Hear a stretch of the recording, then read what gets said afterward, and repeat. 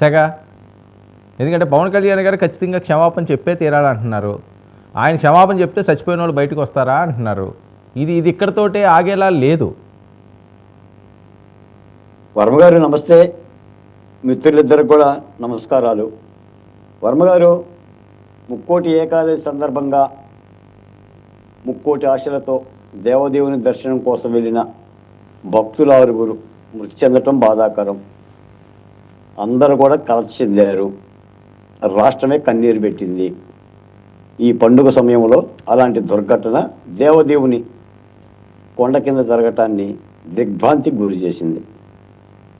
రెండోది ఏంటంటే, అసలు ముక్కోటి ఏకాదశి అంటేనే శ్రీవారు యోగ నిద్రలో నుండి మెలకువతో వస్తారంట. మేల్కొని భక్తుల దగ్గరకు రావటం మూలాన భక్తులు తమ కోరికలను చెప్పుకోవటం కోసం ఈ కాలంలో వెళ్తారు. నిజానికి ఏంటంటే, మీరు నేను కూడా ప్రభుత్వాన్ని విమర్శించనక్కర్లా. ప్రభుత్వమే తన తప్పిదాన్ని బోనెక్కి అంగీకరించింది. మేము తప్పు చేశాం, మమ్మల్ని మన్నించండి, మమ్మల్ని క్షమించండి. టీటీడీ దేవస్థానము, పోలీసు, రెవెన్యూ సిబ్బంది మధ్య సమన్వయం లేదని ప్రభుత్వం అంగీకరించింది. సాక్షాత్తు డిప్యూటీ సీఎం పవన్ కళ్యాణ్ గారు క్షమాపణ చెప్పారు.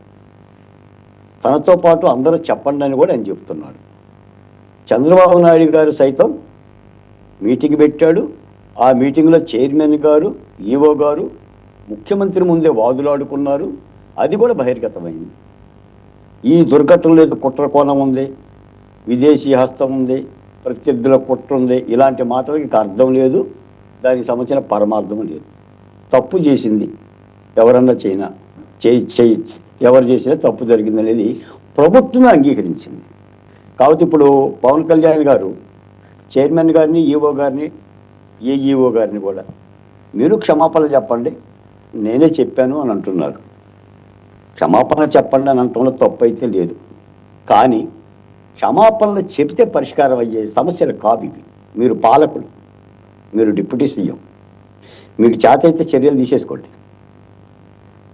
ఏవోని సస్పెండ్ చేయండి, కేసు పెట్టి అరెస్ట్ చేసి లోపలేయండి. శభాష్ అంటారు, శభాష్ అంటారు. మీరు పాలకులు, మీరు ప్రభుత్వాలు.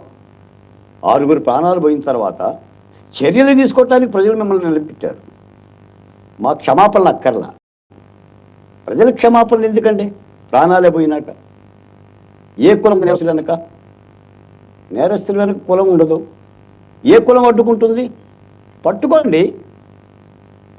ఎవరిని పట్టుకోవద్దన్నారు? నేను అడుగుతున్నాను వర్మగారు. మీరు దువ్వాడ చంద్రశేఖర్ రెడ్డి గారి క్రిమినల్ సామ్రాజ్యం ధ్వంసం చేస్తా ఉన్నారు. ధ్వంసం చేయండి. ఎవరు అడ్డుకున్నారు? ద్వారంపూడి చంద్రశేఖర్ రెడ్డిది ఎవరు అడ్డుకున్నారు? పేర్ని నాని గారిని ఎవరు అడ్డుకున్నారు అరెస్ట్ చేయకుండా? పేర్ని జయసుధ గారిని ఎవరు అడ్డుకున్నారు అరెస్ట్ చేయకుండా? మీరు చెయ్యాలనే కదా కోరుకుంది ప్రభుత్వాలు. ఇప్పుడు ఒకళ్ళు అరెస్ట్ చేస్తే ఓట్లు పోతాయి, ఒకళ్ళు అరెస్ట్ చేయకపోతే ఓట్లు ఉంటాయి. అవసరం ఆ పాలకుడికి? నిజమే, పవన్ కళ్యాణ్ గారు చెప్పింది అక్షర సత్యం. అది మాటలు కాదు. మాటలు వినే కాలం అంతరించిపోయింది. చాటల్లో చూపించమనే ప్రజల పట్టం కట్టారు. 11 సీట్లు, 164 సీట్లు. జగన్మోహన్ రెడ్డి గారు ఓడిపోయాడు. ఇక ఈ అనవసరం. అసలు హనీమూన్ ఏంటి సార్ వర్మగారు? పరిపాలకులకు హనీమూన్ ఏంటి? 6 నెలలు రెస్ట్ తీసుకుంటారా ఏంటి? మీరు 6 నెలలు హనీమూన్లో రెస్ట్ తీసుకుంటే జనమే వాళ్ళు సంకనాకి పోవాలా? 6 నెలలు వీళ్ళు కూడా హనీమూన్కి పోవాలా? అంటే నాకు తెలిసి పవన్ కళ్యాణ్ గారు ఒక ఆవేదన భరితంగా మాట్లాడుంటాడు. అంటే అక్కడ ఆ యొక్క అస్పష్టమైన గతులతో మాట్లాడిన తర్వాత, చనిపోయిన కుటుంబాలతో మాట్లాడిన తర్వాత, ఇంత సంఘటన జరిగిన తర్వాత నేను కన్నీరు పెట్టి ఒక క్షమాపణ అడుగుతుండంటే అధికారులు అయ్యుండి కూడా ఎందుకు క్షమాపణ వీళ్ళు అడగటం లేదని ఒక బాధలో ఏమన్నా మాట్లాడితే మాట్లాడుండొచ్చు. కానీ కావాల్సింది క్షమాపణలు కావండి. మూడో అంశం నేను 99 ద్వారా చెప్తున్నా. పవన్ కళ్యాణ్ గారు తనదైన ఒక రాజకీయ ఎత్తుగడతో ముందుకు పోతున్నాడంటే ఆయన వెనక ఏదో అదృశ్యమైన ఒక శక్తి ఉంది, రాజకీయ శక్తి. నేను తప్పని అంటున్నా, నేను తప్పని కూడా చెప్తున్నా. ఆయనది ఒక రాజకీయ పార్టీ. ఆయన ఎదుగుదలను కోరుకోవటం ఆయన హక్కు. ఆయన వ్యూహం ప్రకారంగా ఆయన ముందుకెళ్తున్నాడు. కానీ ఇక్కడ ప్రభుత్వం నిందల పాలవుతుంది, ప్రభుత్వం బోనెక్కుతుంది. ఇప్పుడు నేను ఒక మాట అడుగుతా వర్మ గారు, ఏ ముఖ్యమంత్రి గారితో పాటు పవన్ కళ్యాణ్ గారు కూడా కలిసి ఎందుకు వెళ్ళలేదు? ఎస్ విడిగా ఎందుకు వెళ్ళాలి? 19 మంది మంత్రులు వెళ్ళారు కదా ముఖ్యమంత్రితో పాటు. మీరు కూటమి కలిసికట్టుగా ఎన్నుకున్న ప్రభుత్వం కదా, భారతీయ జనతా పార్టీ నాయకులు కూడా వెళ్ళొచ్చు కదా. మీరు ముగ్గురు ప్రభుత్వాధినేతలు, ఒక పార్టీ కాదు కదా. ఇక్కడ కలిసికట్టుగానే ప్రజలకు వెళ్ళి ఆ సందేశం ఇవ్వాల్సిన అవసరం ఉంది కదా. ఇది కూడా ఒక ప్రశ్న అవుతుంది కదా, ప్రజలు ఆలోచిస్తారు కదా. మొట్టమొదటి ముఖ్యమంత్రి గారు పోయారు, తర్వాత పవన్ కళ్యాణ్ గారు పోయారు, తర్వాత జగన్మోహన్ రెడ్డి గారు పోయారు. ఏదేమైనా కావాల్సింది ఏంటి? చర్యలు కదా. ఇప్పుడు నేను నిన్న మొన్న డిబేట్లో ఉన్నా, గతం కూడా వైసీపీ నాయకులు మాట్లాడారు. బాలకోటయ్య గారు బీహార్లో జరగట్లేదు దళితుల మీద హత్యాకాండ, తమిళనాడులో జరగట్లేదు, ఆంధ్రప్రదేశ్లో జరుగుతుందని నువ్వు మాట్లాడుతున్నావు అని. అలా అని చెప్పేసి జగన్మోహన్ రెడ్డి గారి యొక్క కాలంలో అక్కడ మన బోటు వ్యవహారంలో 33 మంది చనిపోయారు, పాలెమార్లో 13 మంది చనిపోయారని ఆ గణాంకాలను అడ్డుపెట్టడం కాదు కదా. ఆ రోజు జరిగినాయి కాబట్టే జగన్మోహన్ రెడ్డి గారికి వ్యతిరేకమైన తీర్పు ప్రజాక్షేత్రంలో వచ్చిందని అనుకోవాలి. ఇప్పుడు మనం పరిపాలకులమే, తప్పు జరిగింది, చర్యలు తీసుకోకపోతే నేను ఇంకో మాట కూడా చెప్తున్నా, అసలు అధికారుల్లో వైసీపీ రక్తం ఉంది, ఇంకా జగన్మోహన్ రెడ్డి గారి మనుషులే ఉండారు.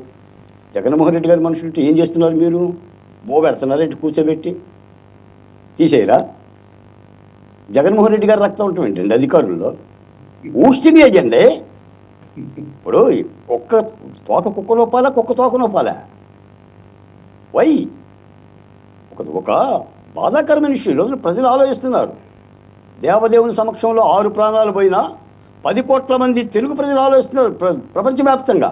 ఓకే, ఆ దిశగా చర్యలు తీసుకోవాలి. కావాల్సింది చర్యలు సార్. మాటలు చెప్పడం మూలాన వచ్చే ప్రయోజనాలు ఏం లేవు.